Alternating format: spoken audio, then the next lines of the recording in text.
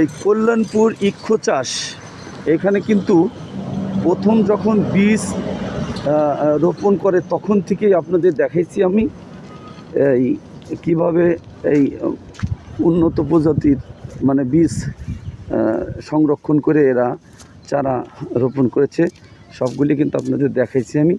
কিন্তু দুঃখের বিষয় দেখেন, সরকারের কোটি কোটি টাকা খরচ করে এই ইক্ষু কিন্তু উৎপাদন করা হয়েছে। এখানে কিন্তু অনেক খরচ হচ্ছে, লেবার সহ অন্যান্য খরচ, প্রচুর খরচ হয়েছে। সে গাছগুলো কিন্তু অনেক বড় হয়েছিল, দেখাইছি আপনাদের আগেও।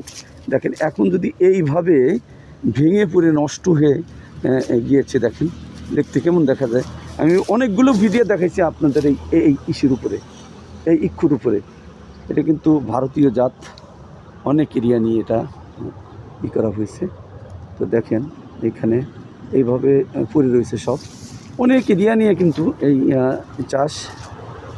এই মোটামুটি ধরেন কল্যাণপুরের এটা বলাই যায়, এটা বড় জায়গা, অনেক এরিয়া নিয়ে এই চাষটা হয়েছে। তা আমি যেগুলো পড়ে গেছে সেগুলোও দেখালাম, পাশে যেগুলো দাঁড়িয়ে আছে সেগুলো দেখা।